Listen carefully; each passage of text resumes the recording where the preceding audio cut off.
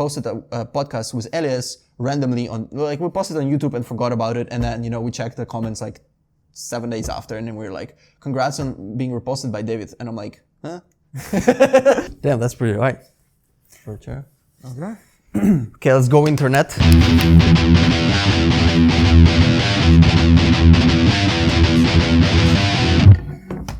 Okay. I'm also gonna get my water actually. Yes, please. I'll do a bit of more jumping jacks. Okay. So, Mark. Yes. For people who don't know you, would you like to give a brief intro of what you do now?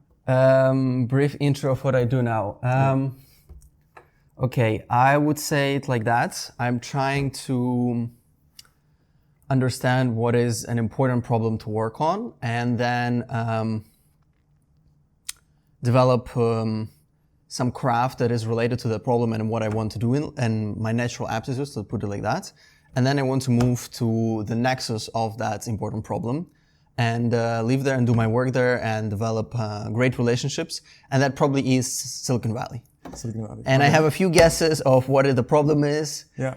It's a pretty long exploration journey. Yeah. I have pretty strong ideas about what the craft should be. And I'm very confident in Silicon Valley. And that will probably take maybe another 2 years, 1.5, and we'll see how it goes. Why are you so confident about Silicon Valley? Most of the guesses I have of what problem to work on, basically the best place to do that work and the highest density of talent is in Silicon Valley. So yeah. And also I just know a lot about the culture, and you're like, okay, a bit biased. Okay. One of the things that you wrote on one of your posts is like, understanding reality is the game you want to play. Mm-hmm. Why is that the game you want to play?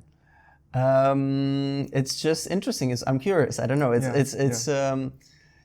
Once you try to really understand it, you understand how little you understand.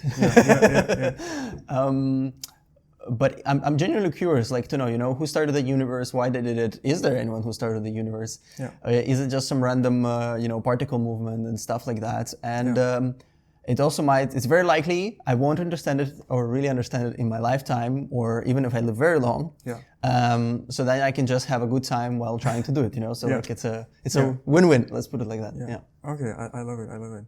Let's talk about longevity. Let's go. What does longevity mean for you? Let's just define longevity first. It's basically having secure, secure, stable substrate.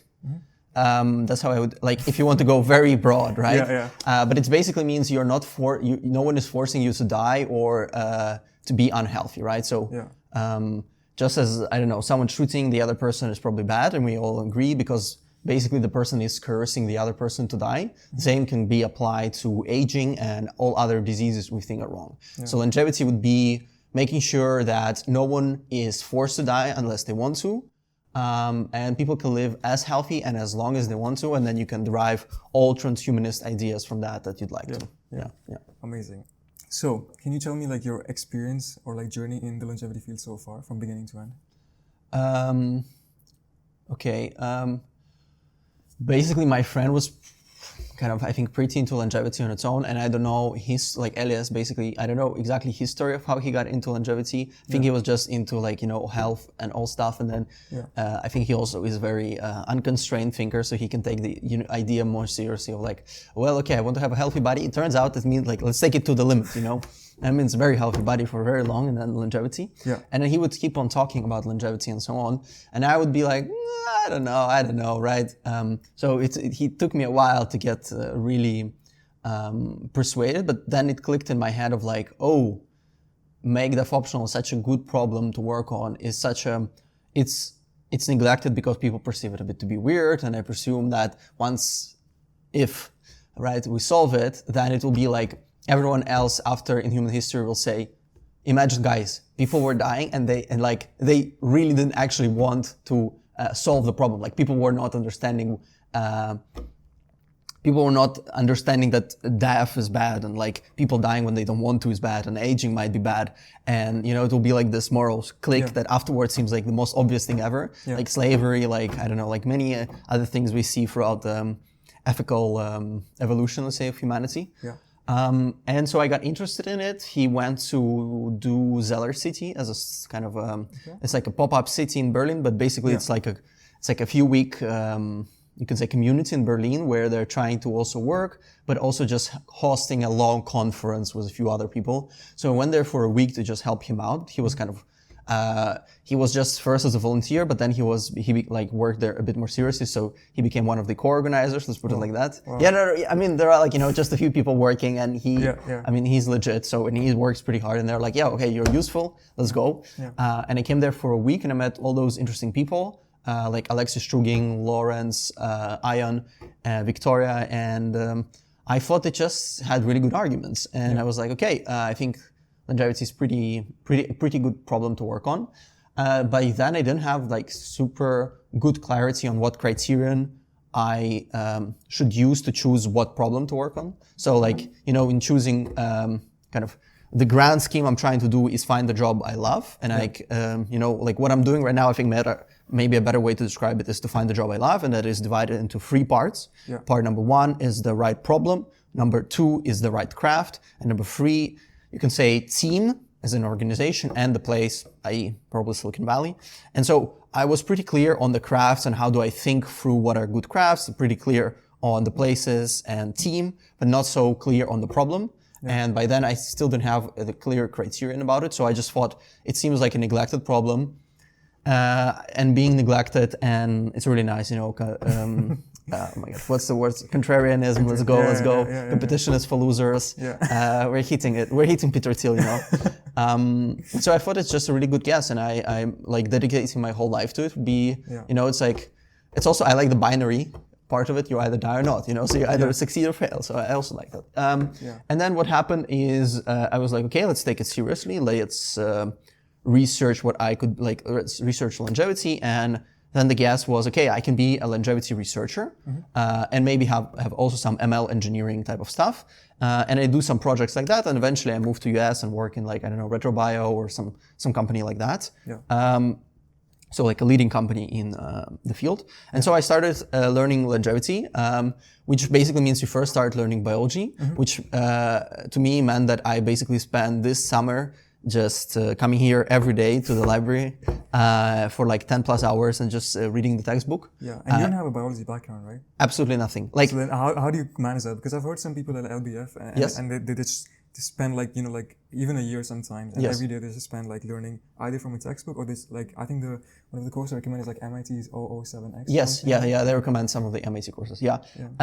Biology was if you tell me as a kid that I would be spending like a teenager, doesn't matter, like at 15 you tell me that I'm going to do that, like my summer will be about reading a Campbell biology textbook.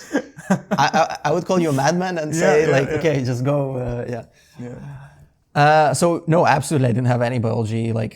During my chemistry lessons, I basically just watched whole South Park.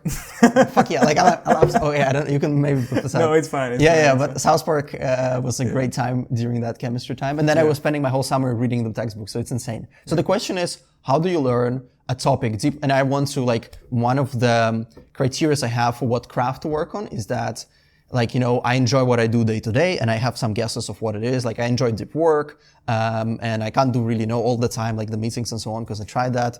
I know that I want to do something that is really impactful to the problem I'm working on. Yeah. And that means usually that you want to be one of the best or top 0.001% in the world at that. And that means, but by definition, you have to go for your natural aptitudes and your natural skills. And I also have some idea of what my natural strengths are. And so I have to, get my natural strengths align what I do day to day and become actually good enough to, contribute to the problem. Yeah. So I'm going off the tangent, but then the question becomes, and one of those guesses of what I could be doing is longevity researcher, because that's a lot of deep work and you actually, an ML engineer. And I can, also add some stuff organization building and so on.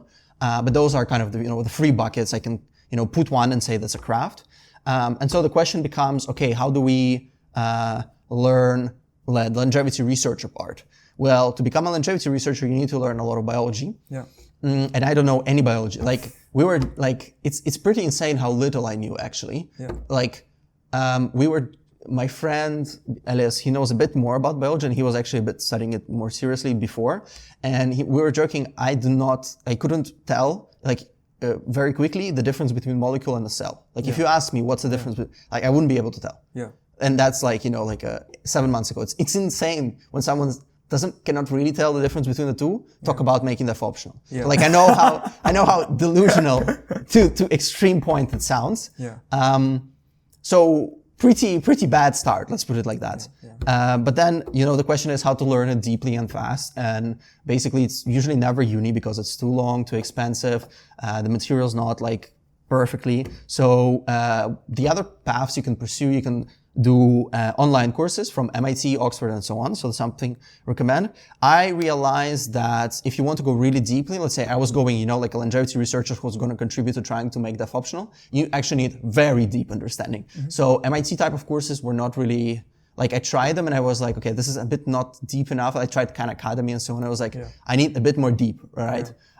The deepest it goes is textbooks, basically. Yeah. So what you do is you find the best like intro textbook you can imagine. For biology, I'd say Campbell Biology would be the best one. Mm-hmm. And you just start reading it. Mm-hmm. And you start reading it 10 hours a day for consistently every day. God. Wow.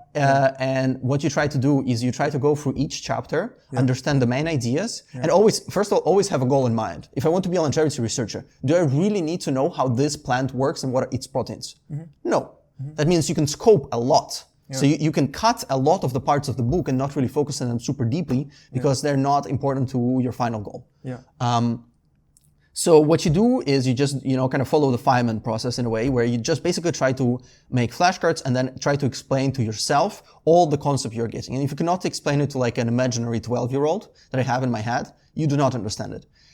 And eventually, once you start to understand it and you are able to explain, from the bottom of like, okay, or from the top of like, okay, we have a universe, okay, we have some atoms smashing each other, okay, eventually they start to smash each other and we have some weird stuff with electricity and so on, and all of a sudden we have something that we consider to be life, but there are no specific stuff, and then from that we get to, humans. And like, if you can do this path from like, okay, we have a Big Bang, and boom, we have humans, that means you probably understand it. Yeah. And you do that for 3 months, and it's pretty painful, but also deeply enjoyable because sometimes you like.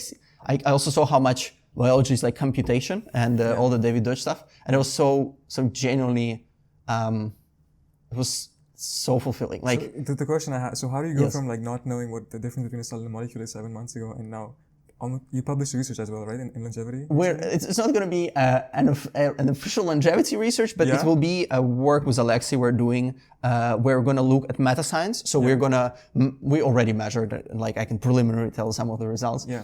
But basically we asked hundreds of longevity scientists in what their priorities are in longevity grants. Yeah.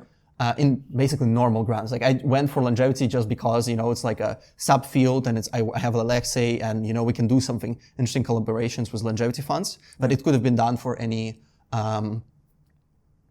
science field, but we're doing basically a meta science research. So there is no longevity knowledge I actually have really. Yeah. Okay. And this is based out of like the Longevity Economics Institute. Like, could you?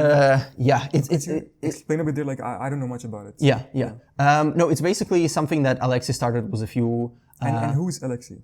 So Alexei is he is one of the early employees of Silicon. Oh my God, I forgot the name of the In Silico. Okay. And that's like I'm not sure if you know In Silico. Yeah. It's like a big longevity company, I'd say. It was organized by Alex Zhavoronkov, and it's like a Russian founder, and they're now big, pretty everywhere, and they're trying to simulate biology on In Silico. Yeah, very cool. Very cool. They're pretty big. Yeah. But he left, and I met him in Zoller City, and we just talked, and like I said, hey, I'm gonna do bachelor thesis.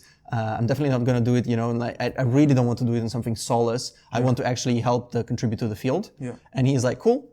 We can talk. I might be able to help you, shadow supervise it and so on. Yeah. We had a few calls, and I was like, okay, I think I cannot really get to an interesting topic. Yeah. I'm going to do something soulless and forget about it. And then he actually arrived at a very interesting topic of measuring what are the priorities in any scientific funding in grants and what trade-offs people are willing to make. So are you willing to trade off, some of your freedom of what you work on for more money, or the other way around, right? And turns out no one ever did it. Like in science, we never properly, when looking, at all the parts that are in the grant, we looked and said, Well, what scientists actually care about? Like they always look at productivity and so on, and for one specific part instead of, like 5 or 6. And we did it holistically, and I think that's like actually impactful. But it's not a longevity research per se. One level above, I would say. It's a meta science research. So actually, I learned a lot about meta science while not knowing anything about it, which also was had its. What would you say was like the main key takeaway from the research so far? Okay, this number is not yet officially known, but basically people really care about freedom. They're willing to exchange insane amount of money per freedom. So we have, we gave them a few grant options, and we saw that people were willing to trade off like 1% of having more freedom. What does it mean to have 1% more freedom? Is that like a few more hours, or like how do you? We just say, so we gave them like 3 grant options, and they can choose one. And so these grant options, they're randomly generated on a few criteria. Let's say how much freedom you have, how much money your grant has. So freedom in choosing what problem to work on. Okay. Yeah. So so 100% is like you have some amount of money and you have no constraints. You can do whatever you want, and like 10% is like basically you're just granted up your throat what you work on, and you can like tweak little things there and there. And then let's say how long the grant is. Let's say 2 years, 3 years, 4 years. And I thought longevity researchers would care about how long the grant is. Surprisingly, they don't really. Like it's insane. It's like they don't really care. I guess as long as they meet like their basic financial needs, they're okay with. What we found is like. Money is important, but freedom turned out to be more important. So for 1% increase in freedom of how much grant they have, so the normal grant you'll get from NIH is like 600,000, let's say, they're willing to trade off 15K. 15K for 1% is really a lot. Damn, like 10%, that's already like quarter of a grant. That's like 150, 160. It's a lot of money. And I think when people try to create new funding models for scientists, they don't really understand what they value, or they don't have really a model to think about it. And we show you might have not a lot of money, but scientists really like freedom. So maybe you can give them less money, but more freedom. And maybe it doesn't matter how long of the grant is, short or long, as long as they have freedom, that's what they care about. So that's kind of briefly. Amazing. All right. Now I wanted to ask you about like the LBF, for Longevity Biotech Fellowship. Yes. Have you had some experience with that, or if you have, like, what has it been like so far? I haven't. We texted with Nathan a few times, and we were supposed to go with Elias. I think this was September or this October, right? It was like. But we didn't go to we were not sure if we want to work on longevity or on alignment, and then. Okay. Damn. That was actually, I attended in September. Yes, as I understand. That was like the main themes as well, like, at least in the last session by, I think, Jared. He was talking about like, guys, alignment is also becoming... Jared, which one? Jared Rutledge or something. I hope I'm not mispronouncing his last name. And I think his last keynote talk was basically, hey guys, alignment is getting here, like look at the capability that are increasing, and we need to like also like not ignore this, Because what's the point of longevity if you die because of it? Yes. And what like... Also, how was the experience of LBF? At LBF? I presume it was really good. Yeah, it was really good. Like, I have never experieed anything so far yet. Nice. I also wanted to write a blog on it, so I'm working on that as well. Nice. And I think the main thing, of course, you get is like the people that you meet there. Yeah, I presume it's insane. I don't even know what I'm allowed to say, but like basically some of the people that are the stuff they're working on, it's insane. I never thought that someone is actually in real life working on organ replacement or stuff. That's like a mini part. There's like that's a mini part. Yeah. There's other stuff that was like, what the fuck? I was like not expecting that. Yeah. No, that's by far the best place I think. If you want to work in I cannot it's insane. It was amazing. It was an amazing experience. Amazing people. And I think that's how I also like got a bit more into like making these videos as well, because I met Pablo there. He worked at Epoch AI. That was like one of the first official interviews I did before. Epoch was great. Yeah. So it was amazing. So overall LBF was amazing, and I'm still doing like the online program. So we're meeting like weekly, and we have like these accountability tasks. And I do that. That's really nice. LBF is really nice. If I was very confident I want to work in longevity, there's no better place to work on. Maybe this is like a good transition to alignment then. Like, so what made you change to alignment instead of... I also like, for people who don't know alignment, would you like to give like a one-line summary? Making sure that AI does capable AI system does what we want it to do actually, and not like what we hoped it would do, but it doesn't really do that, and it does something else. Very funny. I watched Tron recently, the 2010 one, because I wanted just to listen to Daft Punk album. Okay. Daft Punk album is the best. It's like, it's insane. I don't know. They recorded like a Mozart symphony level of stuff for like a C tier movie, basically. Yeah. It's insane. Like, I think it's one of the best albums in 21st century. Yeah. And it was recorded for like a, C plus minus, movie. Yeah. But the whole point of Tron is that the guy creates a clone he creates a game, like imagine just a Matrix with a world, and then he copies himself and creates an AGI version of himself. And then when he creates him, he's like, yo, bro, we're gonna build the perfect system, the perfect world, me and you. And AI system's like, great, I'm gonna build a perfect world with you, perfect system, me and you, let's go. Yeah. And what happens is that in his Matrix, there's some of the basically like some of the new biological systems arise, which are kind of like humans, but so it wasn't created by those two guys. Yeah. They just, evolution happened in the Matrix and some, natural type of human-like species arose. Yeah. And the creator's like, wow, perfect system, so cool. Like those guys are so cool. And AI is like, wait, what? How's that perfect? Like those guys, we didn't build them. We don't need those guys. We really don't need those guys. And then it's like, okay, I don't think it's perfect. So, we try to, do a little holocaust on those. A little holocaust. Yeah, it took over. I don't remember the movie. I saw it like as a very small. Exactly. And I also don't remember. So I was like, yo, I'm going to listen to some nice Daft Punk, stuff. And then I'm like, what the fuck? I'm watching just an alignment movie right now. And I'm like, because alignment, it was so in my head, and I'm like, wanted to take it off my mind, and I'm like, the whole movie is about alignment. I had a similar connection to, have you seen this movie called Upgrade?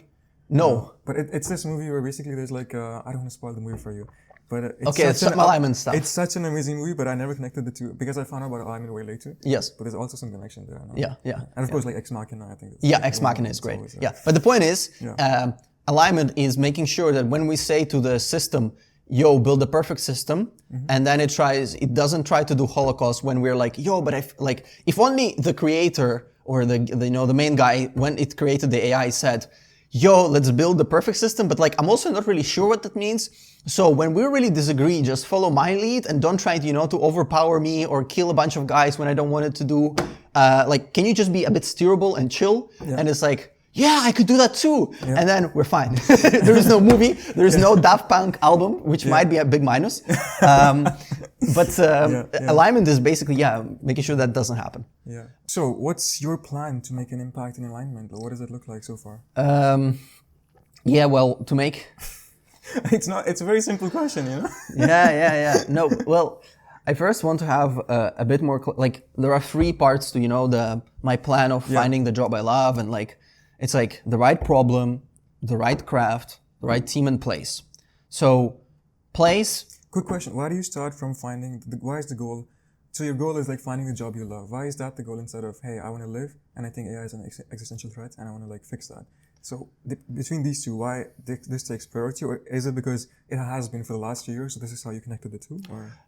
Yeah, it's like, it's how they call it, like not when they build buildings, and it's like just a useful scaffolding for me. Yeah. But of course, yes, I want to live. It's like, if we, the first thing I say, I try to say everywhere when I try to introduce myself, in those, I basically am interested in understanding reality, and that seems to me like a very important part where you always want to think about it. Yeah. And because I was interested, I realized we don't have any good answers to it. Yeah. So it's like, basically you need to take some version of, not if we don't have any good answers, and there are no, real good reasons to believe that in my lifetime we'll easily find the answers to who built the universe? Is there any end goal to it all? What is the, I like how Elon really says it, what is the question universe was made to answer, or something like that? What is the question that universe is the answer? Yes, right? What's the question where universe is the answer? Yes, yes. Okay. I like that. And basically the point is, we're not really close, so that means you might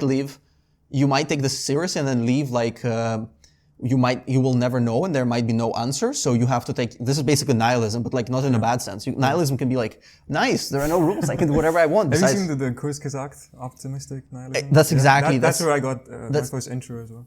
Exactly what I mean. Exactly what I mean. Right? We should link that video. It's a very good video. It's about, yes. Kagach is fucking amazing. I definitely butcher it. It's amazing. But I love them. It's just treating universe as a big playground and you can do whatever you want. And that can be for good, for bad. For me was, like, I think I had chemical change in my brain. Like, I don't know, like over the past, like in the 2 weeks, I really internalized that. I think I became so much happier. Like I had genuinely chemical change. Like I was going through, like my friend Elias was kind of near there to see you. And it's insane. It's insane Anyways, and so I want to live, I want to understand universe, and if there are no rules, I just want to have a good time and fun and whatever, however I define it. And doing some impactful stuff in trying to understand the universe and do the job I love day to day with interesting people that I respect and so on, in the place where I can spend my whole life, so my relationships compound and can take decades, is a lovely way to spend time. Have you lived ever in Silicon Valley? No, I have not even visited. Then how can you be so confident that that's a place where you want to live forever and this is, No, well, no. It takes long. I see from the outside there's a lot of positives, but if you've never even visited, how can you be? Exactly. Yeah, I think that's a little hole in the plan. A little hole. Yeah. Like, never been to US, and you're like, that's basically my whole personality, getting to US. It's a biggie. It's a biggie. No. You gotta have plans, and then plans change. I think you mentioned somewhere like one of the qualities you look for in your friendships is like the ability to like self-correct or error. Exactly. So. That's the only. But essentially, it's like this. I'm very proud. Like I think that's genuinely the most important part of any relationship is the ability to correct errors. Yeah. Like if you have that, then you're gonna get through it. Yeah. But if you don't have that, it's gonna be pretty rough. Yeah. Amazing. Okay. Here I have a question. So for alignment, so you said you want to be like a technical researcher in alignment. That's like the rough goal for now. Yeah. So why is that the goal instead of like the Eliezer Yudkowsky's like new book says, we need to pause AI, drop everything, research not going to do anything in a few years, So what's your take on that? So let's go through the, if I were to create the scaffolding, right? So I think like 2 or 3 months ago, I had more clarity on how I think of the criterion for what problems to work on. Like previously I had good criterions for craft, good criteria for team and place, not for the problem. My thinking was pretty fuzzy there, I'd say. It's like I chose longevity because it was neglected and I thought, cool, I can work in contrarian neglected stuff and I will be impactful if I do it my whole life. And I still believe longevity is a great problem. But the true criterion I realized after thinking about it, that is basically what is the most likely existential risk for me and humanity in the next 50 years. And 50 years is kind of my attention span. Let's put it like this, right? Like if I don't become in love with motorcycles, probably I'll live to like till 50. Shit like that. And I also care not just about humanity because I think, Elon talks about like, I want to save humanity, I want to save humanity. I also don't see problem with saving myself, right? Like it's a proper risk analysis, It's like, So. Is Elon your big mentor right now? Not right now. I mean, I think I have hundreds of like the people you look up to, obviously. I think I studied it very seriously. Like I think that's kind of I actually stopped. I mean, he has a lot to admire about, but recently things have gone a bit down. I try to like in every person there are you can kind of dissect them as a dish, and like you can see like what are the good parts, what are the bad parts, and kind of take the best parts and really understand. Also, sometimes you cannot take out the bad parts, but usually you can, and really kind of model each person and try to think through what made them like successful in the way they define it, and really pick the stuff that actually models it. So I find that really useful. But Elon is a huge inspiration. So coming back, so what is the most likely existential risk in the next 5 decades? When I put the criterion like that, it's everything becomes much clearer. It's like, I like the metaphor of like, it's not that I think this is an ingenious criterion. I just think anything else you say me to work on, I'm like, but why not this instead of whatever you want? So it's like, imagine you will get, someone will come and try to shoot you in an hour. Why would you ever do anything like, you can do gardening, you can play football, but also you can prepare so you won't get shot if you don't want to. So that criterion was like, okay, cool. Now I actually have a very good idea of what problems to work on. And we can, if you generate some guesses, I think, basically AI stuff that can go wrong is on top. I think longevity is on top. So far I haven't seen people who have escaped death, besides the ones that are alive so far. I think World War III can be a real stuff. I think pandemics and so on, like 80,000 hours, basically. So if we take, okay, we want to work on the most likely existential risks, like I can see strong arguments for alignment, and like I cannot see, you know, when you say me ChatGPT will be God in 2 years, it won't. But if you... Are you sure about strong predictions? Exactly. I also have problems with predictions. I don't know. I don't know. Yeah. But to focus on I guess the initial question. So you still want to, you chose alignment? No, it's like... Or is it a priority right now? Or? I would say like this, like it's my leading guess, and like you know I have pivoted quite a few times, and so I want to keep it a bit. I do not see a better thing to work on than alignment, because I can see like you know that maybe it's not the best, it's not so impactful in the next decade, but it's hard for me to make a case where in the next 5 decades it's not very impactful to the point where it can be dangerous. And you know, I am young, so I have a lot of time for longevity, so that's maybe not the most likely existential risk. Okay, so now this is my reasoning for, you know, okay, alignment, and maybe not even like, you know, if we don't make capable enough systems in the next 5 decades, then alignment work is also useless. So we need to make sure that, first of all, the systems are capable enough and so on, and then of course, alignment. But I will come back to the... But then, exactly. Okay, first, like a point here, you said like the systems need to be capable enough for alignment to make sense. You don't think they're capable enough already, or? No, like I need to do like I want to do a bit of a more serious research into, you know, having like actually really good opinions, and I feel like right now on AI, I'm not sure how my opinions are like extremely high quality. Like they don't meet sometimes the bar for me, but like. We can agree that it's very jagged intelligence, how I think Karpathy says it. Like it's clearly super intelligent in like math Olympiads and so on, and can answer PhD levels. And yet it is an idiot after like, you know, four like questions or Claude Code, you know, like eventually just starts doing some nonsense. You're like... But if you think a couple of his bottlenecks, like the continual learning thing and long context, if these things are solved, do you not think, comparing like from 2022, like the next couple of years, you don't feel like it's still going to be a huge... I definitely don't buy 2020 AI 2027. No? Okay. Like that one I can't, like still I want to do more research, and I will actually do it. Like in a month or two, I will be like, okay, now we're basically researching the stuff, and now I'm gonna seriously study it, and I'm gonna start making maybe some opinions. But as long as I cannot really explain it as good as the other person that is for the opinion, then I usually try not to. But you know, like I would be closer to like, you know, Andrei Karpathy is like, it will take a decade instead of a year. Then like. But is a decade very long, or? Decade is very fast. But I think Karpathy says that agents that work will take a decade. I can see how it will take a decade. And like 2027 AI, I'm very skeptical. I think they already revised the stuff, and it's just hard to predict knowledge because it was not. Okay, let's say it takes a decade. Let's say it takes a decade for serious AGI or whatever you want to call it to arrive. In this timeline, why do you choose to be, or at least try first the option of becoming, let's say, like a technical researcher instead of doing, let's say, like, I don't know, policy or pausing or awareness, whatever, right? I guess that would be like the main question I have. So let's say like this, I'm not sure about the timelines, right? So it can take a decade, can take longer. I haven't done research to start forming strong opinions. I also have some level of I have a lot of questions about like, you know, being like making a lot of predictions because of the David Deutsch stuff I did before. I'm not sure like how much I'm super against it, but like I'm skeptical of making a lot of predictions. But of course, you know, this can arrive faster or later. But then the question becomes, okay, let's say we have those, like the problem becomes we might have those capable systems. How should we make sure that they go well and so on?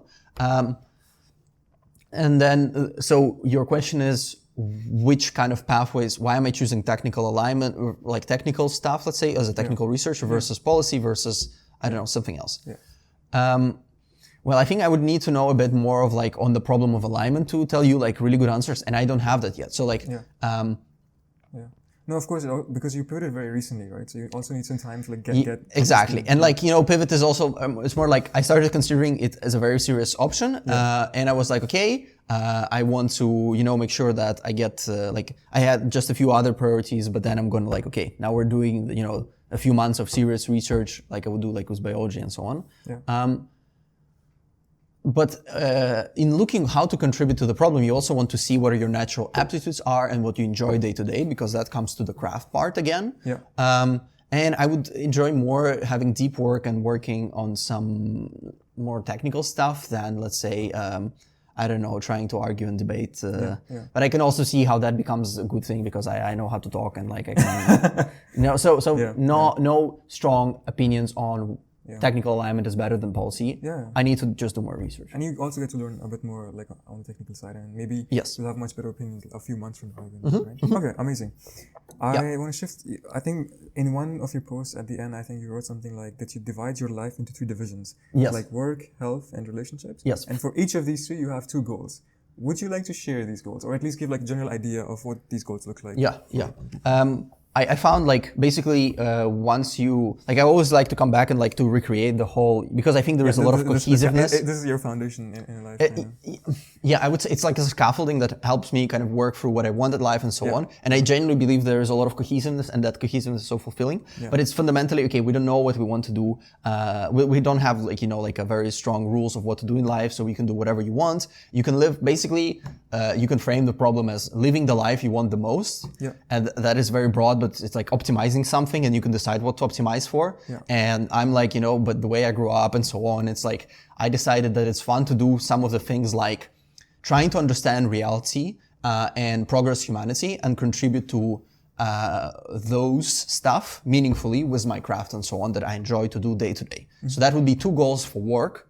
Now we have, and deciding what to do with your life, you can divide it into 3 parts. Work, relationships, and then I thought, okay, what type of relationships I would like to have. I like to have, those are pretty specific choice of words. I went there and I really like it.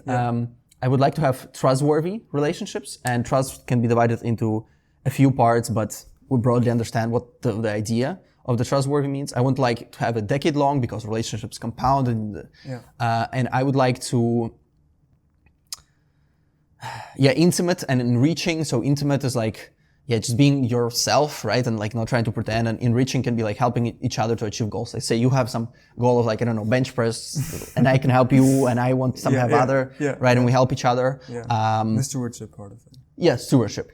Stewardship is a very important word I realized not so long ago.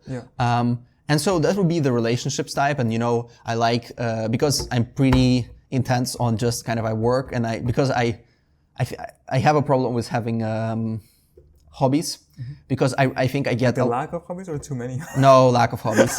Okay. Super lack of hobbies. Okay. I think like one thing I deeply enjoy is like trying to become the best in the world at something, and the joy I had from craftsmanship and mastery of something is very high. And if you want to do that, you just need to do it all the time.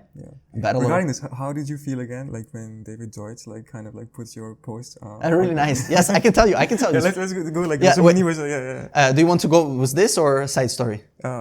Let's do this. This is a really interesting side story. I forgot to. Let's do this quickly, and then we can come back. Okay. So quickly is me and my friend Elias. We just kind of recorded the podcast of us talking about the thing. We forgot about it, and I thought like I first will learn a bit more coding, and then do some projects, and then I release it. So I was postponing it for no good reason, to be honest. I think I was just a bit scared of like I spent my 4 months or 5 months trying to do this David Deutsch stuff. Like it's basically all going to be now. Did you make something good for half a year or not? Could you also explain what this David Deutsch stuff you did is? Shit. I'm going to keep expanding all the branches. That's a lot of branches. One line or explain. Well, I like there is scaffolding. That's why I have a scaffolding, it's so hard. No. What would you like to go to? We will go there. No. Yeah, let's like, basically, I realized how important, like I was 1 year before my uni finishes, and I realized how important the idea of finding the job you love problem is, and that I don't have strong guesses about it. And I was like, holy shit, my life is not really on track I want it to be, and I'm not really like, so like I became aware that I have a problem, and I became aware that I don't have any good solutions to it. And I was like, okay, what the best thing I can do? And one of my leading guesses was, because I was working previously as an intern at a crypto startup in Amsterdam, and that was a very good experience because I was working at sales, and I realized I don't want to work at sales. Not because it's like dirty and everything, like I don't agree with that. I think sales is like, if you perceive sales to be as you are a doctor that is trying to help a person, and if the person has the problem, then you help them. You might have a treatment for them. And maybe some other person has a treatment for them and you should direct it to them. But you're a doctor, you're kind of advising them on what is the best thing to do. And that also means listening is extremely important because you want to understand what is their problem. Yeah. And if you don't have the solution, you don't, advise it to them. So I think if you perceive it like this, it's great. Yeah. But the problem was there was no deep work. Yeah. There was constant meeting back and forth. And I was not enjoying it. I really like 4 hours, 5 hours, untouched. Let's go. So I was like, I don't know what, I chose crypto because it was just like, there was no good reason. I was just like, crypto, I guess we're doing crypto, I like startups. I agree. Yeah. Crypto, no good reason. Sales is like, it was just open position and I did sales. So I realized, oh shit, I don't know this, I don't know that. And I was like, okay, let's take a year off and learn coding because I want to try coding, because of the YC stuff and everyone is like, web developer is a god, and in startups, a web developer is a god, or just any coder guy is a god. And like in YC startups, especially, I would say.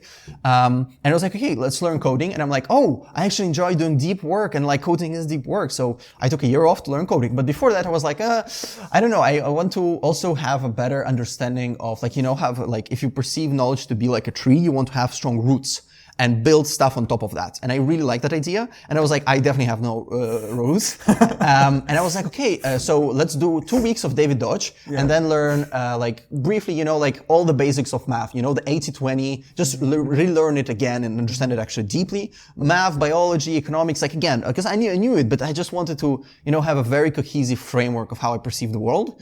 And I was like, cool, let's do it for 3 months and then go to coding because I have my beautiful roots, I can build on top of it. What happened was, it's like, I started reading David Deutsch because of Naval and so on. And I'm like, oh shit. It was such a enjoyable time because like every day I would come in here, I would finish, after 10 hours plus, I would finish 1 chapter a day. I would not really understand it, but I would know that when I come in the morning, I'm like, by the end of this day, there will be some idea in my head that I have that will probably be debunked. And it's like a fundamental important idea because David only writes about those. So it was so enjoyable. You come here and something will die today and it will be something important. For a guy in longevity. No, my ideas, I have no mercy for them. Yeah. My head is a coliseum. My ideas die there. I don't fucking care. I'm just like, a guy who does this. Yeah. So anyways, this whole branch we're now extracting into. Basically what happened, I studied him for 4 months and I decided, it's because it just takes long, and I decided to do summaries and big handbooks. Now they're branded as handbooks. I did it as worksheets. Very bad idea because worksheet is a page. It's nonsense. Yeah. Basically, and I wrote 2 small books, heavily quoting David, explaining his 2 big books. And I also made podcasts on the whole book, and on each chapter I also made explanations and so on. So I try to explain his very hard books in a very simple language. Who is David Deutsch? Basically, the best way I can now describe it is if you think of the guy who has influenced the Silicon Valley culture the most in how they try to perceive it, and he would be that guy, and you can say he's the favorite author of Sam Altman. And that's actually the best way I found it to define it, because Sam Altman says it's too long to explain quantum physics stuff. I think that's the easiest way. Yeah. So I wrote those books for 4 months, coming every day here. It's it became a very personal, identity defining journey. Let's put it like that, because it's my family is are you an idiot? Why? Sorry, you're taking a year off. We're from Ukraine. Go work. We have no money. What the fuck are you doing? And also, I was actually how to say it? I was offered a full position at my crypto startup, and I'm like, oh yeah, by the way, I'm not gonna do this proper work in a startup. Yeah, I think I'll just learn about some guy who is doing quantum physics stuff, and he's really cool, mom, I promise. Wow. And that was intense. I can imagine that. Wow. Yeah, and so I learned it for 4 months. I made those basically handbooks, and then we posted a podcast with Elias randomly on, we posted on YouTube and forgot about it, and then we checked the comments 7 days after, and then we were congrats on being reposted by David, and I'm like, huh? What? Nah. And then I'm checking the Twitter, I'm like, holy fucking shit, he really reposted it. He said very nice words about us, and it was it was euphoria. It's like Mark Andreessen says, you know, you either have euphoria or you have absolute terror as a founder, because basically it's not because you are a founder and that's what defines it, because if you make something that you're so deeply invested in that it nearly defines your identity, there are only two ways it can go. You're either in constant terror that the shit doesn't work, or you're in euphoria because shit actually worked. And I had a lot of terror, and then I had holy shit good euphoria. Okay. So that's. I love that. Yeah. I'm sorry. I love it. No. It's hard. I love the story. It's hard to explain it. No. It's hard to explain it briefly. That's congratulations. That's a lot of effort and like a good, very good. It was the best thing could have happened, I guess. It's intense. Yeah, it's intense. Yeah. Where were we? Yeah. I should know that. Okay. I think David Deutsch, and I think we were at the alignment stuff. But there was something.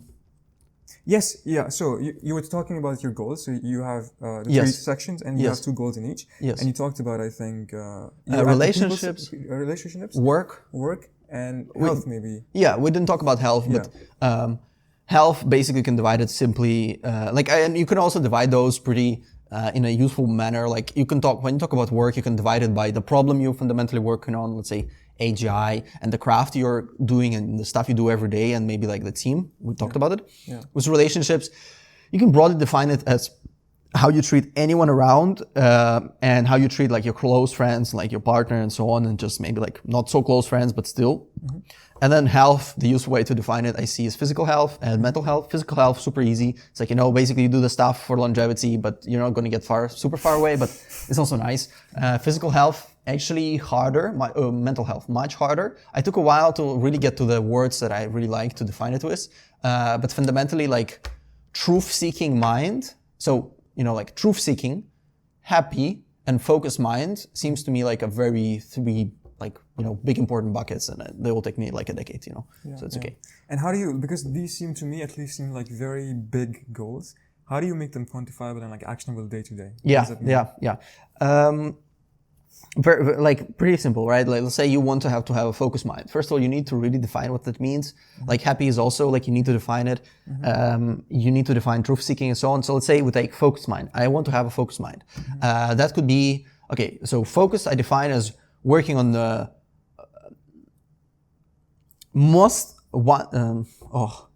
because I literally have it defined in a very, I can also look it up, but I want to have it from my memory. It's like working on the most important thing, one at a time, with full attention. Yeah. Okay. Yeah. So let's say we define it like that. So, okay, how do we make our mind more focused, and how do we train working on just one thing at a time? I mean, every day is a training camp, basically. You come and you try to just have one goal. So for the next 90 minutes, and you just specify it very quickly in your calendar. And I don't know if you know Kiefer Boy and Kiefer Boy. Kiefer Boy, no. Okay, but it's another rabbit hole. But let's put it like that. Basically, you want to really audit your calendar. Let's put it like that. I'm pretty anal, you might say, about my calendar, where I really like to, think of like, okay, shit, I'm not sure if I should go into that branch at the moment.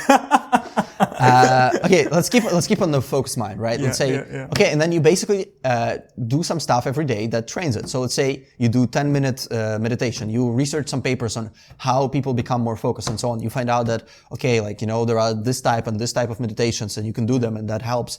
And you try to not, do two things at once. And do you just have like 6-7 to-dos every day dedicated to these goals? Like you can make them, right? So let's say with happiness, what helps me is like always having one little thing I'm thankful for. I don't know, like, like a, like a smiling kid or Punk, Daft Punk, like Daft Punk album. Yeah, I'd be like, fuck yeah, this was an amazing album. I'm so happy I have it. Today I want to just share how beautiful the AirPods as a product is. It's so white. Like I turn into an Apple commercial. Let's go. I like how much craftsmanship and care is in here. Like white is right, as Modern Family Phil says. First of all, the color is amazing. Johnny Ive says like white is not a passive color. I think it's very active. When I'm putting them on, they're super visible. Like the amount of craftsmanship here. When I put them on, it's so quiet. Yeah. And I laugh quite. this would be my thankfulness for the day, let's say. So you have just one thankfulness for the day. Yeah. And sometimes it's a laughing kid. Sometimes it's like a... crying kid. No. If they cry in a funny way, I can imagine. Yes. Or like, a lady that is very like pissed off in a Albert Heijn on some bullshit. And I'm like, it's actually, I'll get you in. Let's go. You're my thankfulness. So, and then, you basically have those kind of daily little rituals. So one would be thankfulness. The other could be, let's say, I want to be good at listening and I'm trying to develop it. And so you can say, did I listen today really well? Mm-hmm. And I'm like, and you can look back on your day. So it's like, every day you try to, okay, what are my goals? And, the other day in the morning you can be like, well, no, I didn't. Or like, well, I didn't write what my thankfulness is. So let's try to do that. And like, it's not perfect. It's never perfect. And it's always like a, developing thing, but you start to develop those daily rituals that help you hit whatever you want to do. Amazing. It's a great explanation. So for relationships. Yes, let's go. In one of the posts, I think you mentioned that you want to have, these qualities that you talked about, trustworthiness, etc., with a few people. Yes. One of the things that I think about in my life is like, is there like a limit to how many people, that fit in this kind of circle, Yes. Because it's a very practical question. So where do you think the limit is for you right now? So how many people I can form deep relationship with? Exactly, yeah. Yeah, I think about that question. Like, I think one part, you can build trust at scale. So there is a way, like by me just publishing those essays and say, we would not know each other. Exactly. But you can see that I'm genuine and I'm like, you can see that I'm also intimate in a way where I just actually share some of important stuff for me and then we build trust, right? Like, you wouldn't know me, but you're like, this is the first time we met. So it's right. Like, So there is a way to build trust at scale, which can, save a lot of time and you can actually expand the pool of people with whom you can build kind of good trustworthy relationships. Yeah. But there's also just, one part of just, putting the time with the person, and with whoever you want to do that with. Mm-hmm. And because I'm pretty intense on the work part, that means it would be usually, like heavily dictated with whom I'd spend time on is just basically with what people I'm working on some projects. Mm-hmm. And so it probably will be a bit limited to what kind of people I work with and what projects I do with them. That's why I also want to work with my close friends on the projects because, it's like, I would spend a lot of time with those people. So do you quick question? Do you think there's like a high risk, high reward situation here? Because if they drop, you lose the project as well, or like at least a significant portion of the work that was coming in, the input that the other person was giving in, right? Because priorities change, people kind of like move away, or do you feel you kind of filter them out before so that they will, let's say, be doing a specific project for like a long time. I'm not sure high risk, high reward. What do you mean by that? For example, I asked this question to like another person I know. I'm like, so let's say they're working with their partner on this project, like their girlfriend. Yes. So I'm like, if you break up, what are you gonna do with the company, etc. Well, yeah. And he's like, it's high risk, high reward. So company company's a bit more challenging. I hope I'll have a partner with whom we can work on a company and so on. Yeah. But do you think it's like less risk if it's just like some projects? No, it's definitely less risk if there is project. I also think like you want to have like a decade-long relationship. So like many people go away when you change unis or change countries. So that's hard, right? So you need to also, that's why I want to get to US as fast as possible because plus minus people will stay there and like plus minus I can be like, okay, we're going to have a lot of those people around me for a very long time. And then we can also start. Did you see this video by the New York Times? It's like a historians and the title is we're historians and we're leaving the US. It's turning into authority. Leave now. Yeah, we studied Nazism. Yeah, exactly. This is it. Get out right now. Yeah, this is Nazi. This is the 30s. This is the 30s. This is your chance to get it right now. Yeah. But yes, hopefully, I think it stays. The plus minus stays. That's a whole other bucket of. Let's not go there. Yeah. I don't have enough research on it. Let's put it like that. Okay, same. Yeah. Anyway. But basically you're investing and it's about compounding. So you also like one kind of breakpoint criteria. So like a decisive one would be if the person cannot really correct errors, and I also need to be able to correct errors. But if they cannot do that, then usually you can't build really long stuff because eventually you'll have some unspoken stuff or some problems. So you definitely need a way to build long-term stuff that compounds. You need to have a way to talk about, what you did there was really was a bit uncool for me. Can you not do that anymore? And then the person doesn't become defensive. Like, what do you mean? No. That is like, I didn't know. I'm sorry, right? Sometimes they're like, I wanted to do it. And then maybe you don't spend time with them. Okay. But yeah, you try to scan for it, and you try to like, make sure that.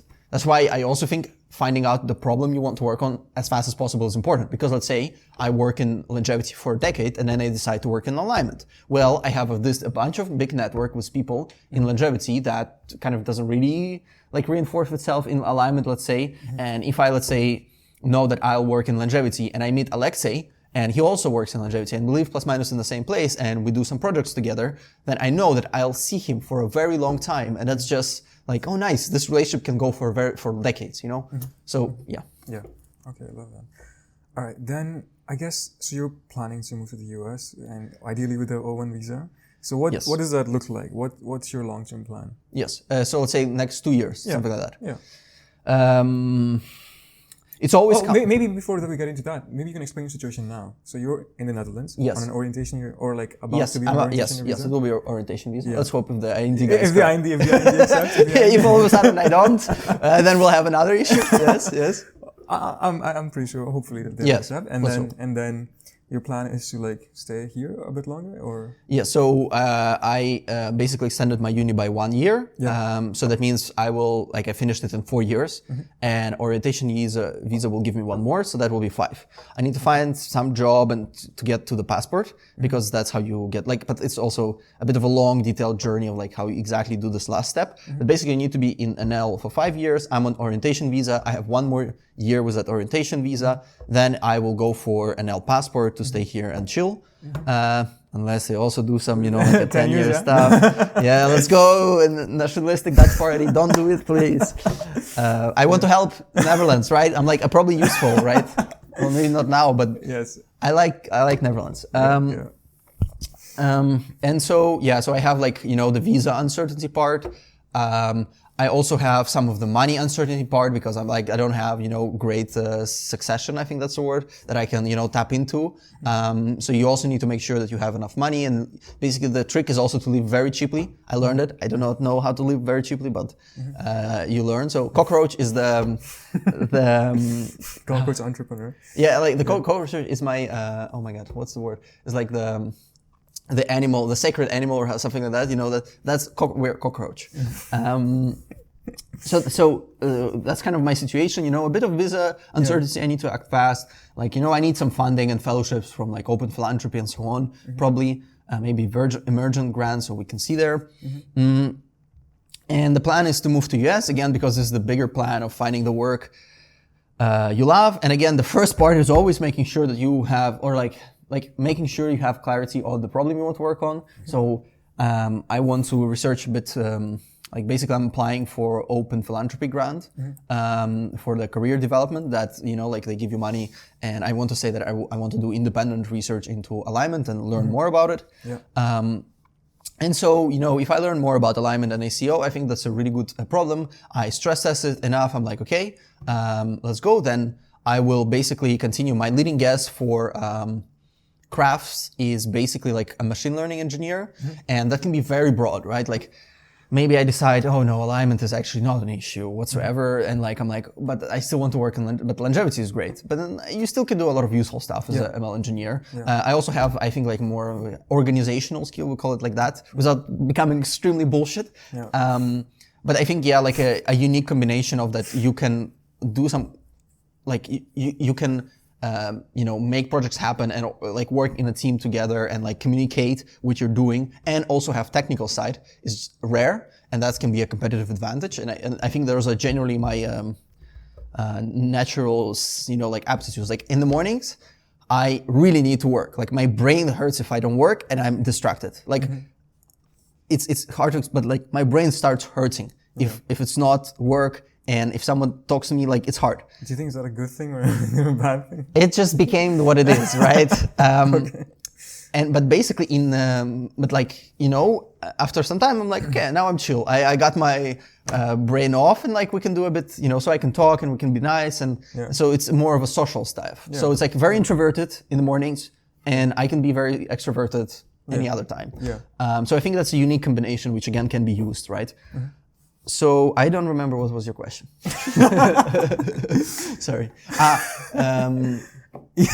The alignment. I think I also forgot. We went into a long. I think the main thing was like you explained plan your plan for next 2 years. For next 2 years. And then you talked about the orientation year, and ideally you get very soon, like maybe in the next in 1 to 2 like years. 1 to 2 years. And then your plan is to like be in the US. So what is the plan? The plan is basically I want to find a job I love, and my leading guess is like it's something alignment. I can also imagine it's longevity, but even if I'm not sure on exactly which one of the two, I will do more research in the next upcoming months. I still have pretty good clarity on like machine learning engineer being a very good fit, because a lot of the problems I'm considering working on will be still useful for it. For both of the fields, basically. Yes. And so I still can now, continue learning and like, and I think it also fits my, natural predispositions of like needing the focus, but also being social. And so the plan is to learn more about ML, try to get grant from Open Philanthropy, and like try to support myself financially and live very frugally to learn more about the problem. You talk about living in a van. I live very cheaply. Like I don't need like. I met someone at LBF and yes, they live in a van. Yeah, he lives in a van and he's like chilling. Like if I'm in San Francisco, I will live in a van. Like I mean, it's very dangerous actually. No, sure. US, like when I went once, like I was like, oh great, I'm in San Francisco. This is amazing. Yeah. And let's take the bus. It's very dangerous. I take the bus. The stupidest mistake. I don't know why no one warned me. Please do not. If you go to US for the first time, do not take the bus. So bad. It's. I don't want to talk. I don't think some of the things I can mention on camera. It's that dangerous. Yeah, maybe I should cut it out. Yeah, I should not. Yeah, it's not worth it. Okay. Yeah. So you just take a taxi. Take Yeah. Waymo. Let's go. Yeah, whatever it is, whatever works there, just take that. Yeah. No. I know all the bad stuff of like I really like to walk sometimes in the evenings. Do not to walk. Absolutely. maybe in like certain areas. But like on a treadmill at home. Yeah. Exactly. Yeah. No, I know it's pretty dangerous. Yeah. So I know there are minuses to it, but like we have to consider the big picture. Of course. Yeah. Like if they're trying, to kill me all the time, then I'll be like, okay, I guess we'll have to move to some other place. Back to Tilburg, let's go. Yeah. But yeah, so basically the best alternative to San Francisco, Tilburg. Land of opportunity. Tilburg University Library. I will make that library like the land of opportunity, Yes. I'm waiting, like, You should create buy a house or rent something and create like a founder house or something. Yeah, but this is already a founder house, like, You already have it. Love it. So the plan is, we're trying to find the job and like the job I love and actually migrate to it, and have clarity on the problem where I can work on it for decades, have clarity on the craft where I can continue pursuing mastery, which is like, social, like ML and like a bit more social stuff. And then basically like sustaining myself on a visa and financially throughout, and like finding ways to sustain myself for 1-2 years, which will take to basically become a bit better in ML, a bit know more about the problem I'm working on, and which will give me time to make worthy of remark projects, which will get, picked up by some people, which will then also allow me to get O1 visa, because, there are pretty specific criteria, and you just want to work on projects which are good for those criteria. And I do those projects, and it will take 1-2 years, and I have my visa, I have my actual expertise in the thing I'm doing, and someone is like, cool, go work for us or go work with us, or and then we migrate, and then we continue doing something else. I love it. I wish you the very best for that, and thank you for the whole explanation. Yes. I think it'll be useful for the people who are like me and you, being in Netherlands on like these visa situations. Or thinking through just, what they want to do. What the plan is after it. Yeah. Okay. Are there some people you look up to in life who are like some of these top? All the time. Who are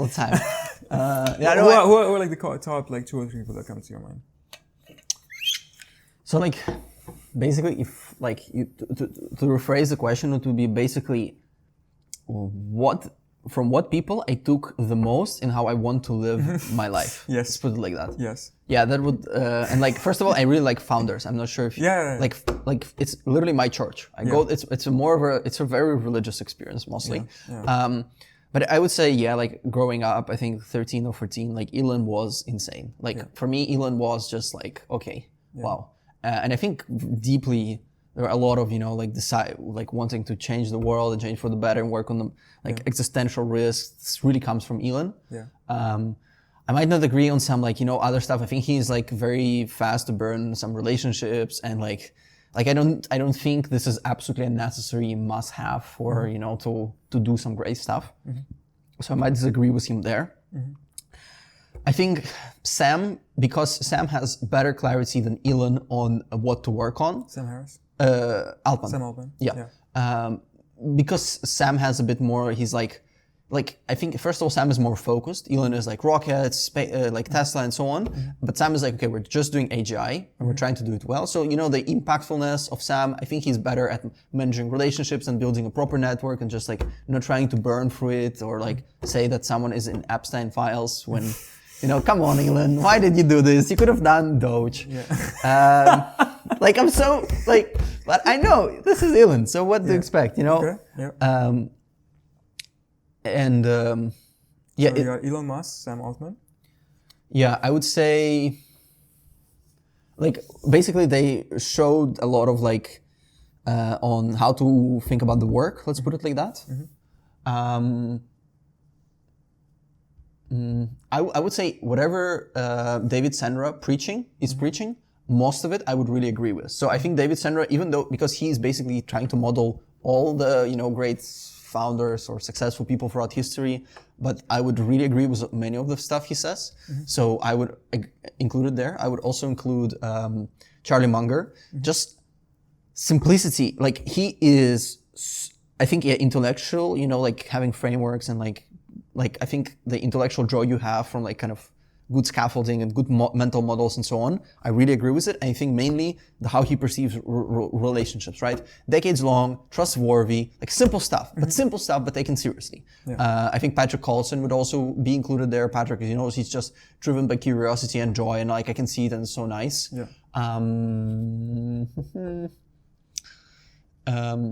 And you can say, I don't know, like then we come to health and like physical and mental. Like physical, there are actually no good founders I look up to because they're not taking it so well. Like Elon, whatever he's doing to his sleep, like it's not what I want to do with my health. So someone else there, I don't know, like maybe not Brian Johnson, maybe like Sim Land. I don't know if you know. Why not Brian Johnson? No, Brian. I don't know. There is some. Let's not go there. Okay. So let's move on. I have. You also like write a lot. So my question would be like, do you have to do a schedule? Like you want to like write a blog and post weekly, or you're more like, okay, I have this like burst of like creativity and just sit for like a day and like create a few things and post, or like how do you work? So there are different like how do I work and like also just generally how one gets better at writing. So which first one? Yeah. How do you work? I really like the idea of having cohesiveness in my worldview and making sure that I first write on the most important part. So when someone starts a blog and they're like talking about this economic model that Trump implements is actually, or like, this specific protein is like blah, blah, blah. Like self-contained, like why is this important in the first place? Like not missing the forest for the trees. Yeah. So I first really want to have, making sure that I have a good model for the whole big picture, the life, so I really like first modeling very big parts, and having cohesiveness in that. So when I write, I'm like, okay, first, like, I don't know, like I can start talking about, some specific part of longevity, but I'm like, what am I trying to do with my writing? Like one part, I think writing is like building trust at scale and so on. And like, meeting more people like you, let's say, with whom we did not connect, but we connected just because I was putting something online. You found it, and we were like, okay, nice. You're interested in that too. So now we can have a conversation about it. That's exactly what I want, right? So the way I write is mostly I just have some idea of, when I try to create this kind of cohesive, I don't know, like a block of something. I'm like, okay, you start with the top of like life philosophy, then you go to life goals. And so I would have in my mind that like the outside perspective of someone who's like coming in and has no idea who you are. Yeah, but also for myself. It's exactly. like, if I haven't wrote it, I genuinely don't really understand it. And it's very intense for me. Like if it's not written, I know I'm not there yet. So I need to write it just for myself. And I'm like, just do a bit of work and then you can also have it for others. So I'm like, okay, in my head, I'm like, well, let's say we've written the life philosophy, we've written life goals, but we haven't written like, like cultural operating principles, you might call it, like, Stripe stuff.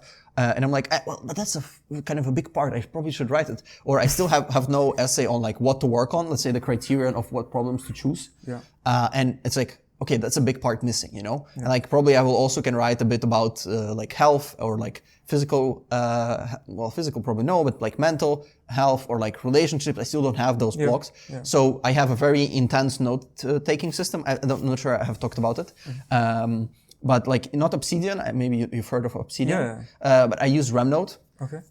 Because I also know I know the founders, but just because of David Deutsch stuff. But I use Remnote before, and like I like it more. Anyways. Is it also connector? Yeah, it's like same stuff. Yeah, it's just a bit nicer, and like they also have a bit of flashcards, so I like it a bit more. And basically, you know, I have like some of the documents written of like like most important documents in my life, let's say, and this could be life philosophy, life goals, I don't know, how I approach relationships or so on, or what I want them to be. And they're just in my notes, and they're kind of scattered and so on. And then I would be like, okay, let's take just a day and like get this done, right? And then I'll be like, okay, I think this is important. This is a good time. Let's write down properly the like life goals, or let's say this part of the documents or something else. And I'm like, I'm going to write it down, try to make it nice. The most useful stuff is to then say it out loud. When you wrote it, to speak out loud all of it, and then you can see how it's all good or bad. Amazing. And then you put it online, and then you go through those loops many times, and then I will eventually have something very nice and very All right, amazing.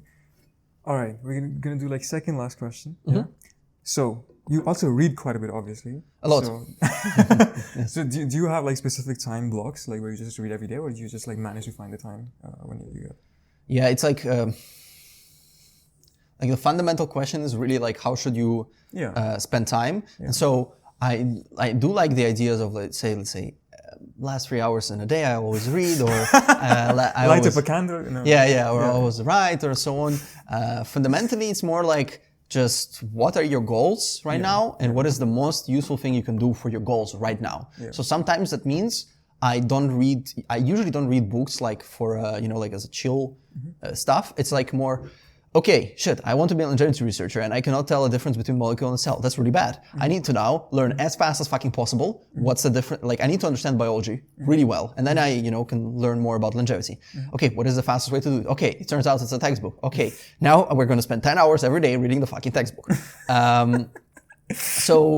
No, but it's basically, let's say the goal is like to become good at machine learning engineering. Then I would be like, okay, I think also textbooks are sometimes good, like depending on the book and so on. But like I found Coursera courses not good, and I don't like the Andrew NG course that everyone goes crazy about. I think it's a bad course, or it doesn't work for me. I don't think it's a bad course, but maybe it's not the relevant, like the exact one that you need in this time. Yeah, it's just not fitting to kind of and so then you're like, this is the only thing I'm doing for some time. And sometimes I'm like, I'm not reading. Like, I'm not going to read randomly about Chinese history. Like, I'm not doing that. Like, I'm very intense right away. No, fair. Yeah. All right. Let's go. You might need to think on this one. So, tell me, favorite books. Could be one, could be three. But it's not so hard. Actually, okay, yeah. Like basically, how you want to answer the question is like basically favorite book is something. It could be. You could take it two different ways. One is something you just enjoy. It was like wow. It was like it was so impactful in my life. Yes. Of course, you mentioned that David Deutsch book. Yes. If you can mention specific books, of course. Or if you have other that you're like, okay, wow. Yeah, I will take the part of like books which had the most impact on my life. So books that define the most how I want to live and how I might be different from like some an average human, if you put it like, so like which explain the most differences of the approach I'm taking. Basically it would be Almanac of Naval Ravikant, it would be Poor Charlie's Almanac, it would be so you like almanacs? I really like them. Yeah. I mean, because they actually are like, okay, so that's what I found to be useful to, you usually have to be successful and all to, so I'm not, I'm trying to write my own. I know, like, but like I'm not successful at all, but we start there. I mean, you're successful. You're on the stepping stones. Exactly. I'm getting there. Like we're going to see this in 10 years, So I really deeply enjoy them because of like the approach they take, and they explain it really well. And I think those are smart people, and I'm like, okay, fucking great. I got so much value from it. Then let's say David Deutsch books will take Beginning of Infinity, Fabric of Reality, basically because the fundamental philosophy and the really like big mental models of how I understand the world and so on came from it. And like I started having actual deep philosophy that 4 months doesn't sound a lot, but when it's all that you do, you start to have some opinions, right? Like I still need to research a bit. Like I'm not sure I'll research like Bayesian epistemology, because I realize like it doesn't matter which side of the debate I take. Is it Papyrian epistemology or is it Bayesian epistemology? Because fundamentally they both want to do the same. They want to, take the guesses and like criticize them and change opinions when you have better, like not evidence, well, because Papyrians don't say evidence, but like, you get new information and you change opinions. And with that I agree. Like, a Bayesian might assign probabilities to stuff and a Papyrian might say, no assigning of probabilities. I'm like, okay, I mean, this doesn't change fundamentally a lot and I don't spend time a lot of it. So David Deutsch stuff, because they provided the backbone philosophy of, how, like the mental models and the backbone philosophy. And lastly, 80,000 hours, the career guide. Wow, okay. Nice, No, I give away to everyone 80,000, all of my friends in uni, I give away 80,000 hours career guide, because fundamentally the best books solve the biggest problem in your life. And some of my friends who graduated uni start to realize that they don't know what they want to do with their career, and that's an issue. And then I think that's one of the most important problem in their lives. And I'm like, this is by far the best. Like I have basically I've spent, like 2 years trying to really understand like this whole problem of finding the career you love. And it's like, I re-engineered from scratch on my own half of the book of 80,000 hours. And the other half I was reading, I'm like, fuck. If I only read this earlier and take it seriously, then it would be so much easier. So those 5 are really good. Mark, thank you so much. Of course. Thank you. It was an amazing time, and hopefully people can get some value out of it. Yes. Perfect. Thank you. Thank you very much. All right. Let's hope it recorded. Yes. No recording. Yes, it is recording. Lovely. Perfect. Lovely. I love this. No, but thank you. Oh. Also good questions.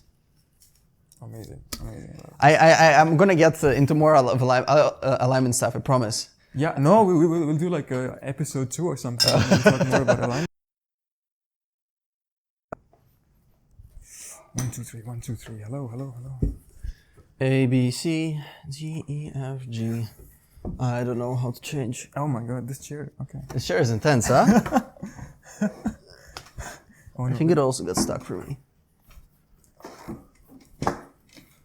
Okay. Take the light a little bit. Yeah. Nice. Okay. Slide your lever here. Okay. Okay. The chair is funky. Why did this move? Okay. Oh, I don't like that chair. So, let's say we're here. Yeah. Let's presume. We're talking. Presume that is like that. Yeah. Okay. So ABC. how are you doing? I'm doing great. Thank you, Ariane. Yeah. Yes.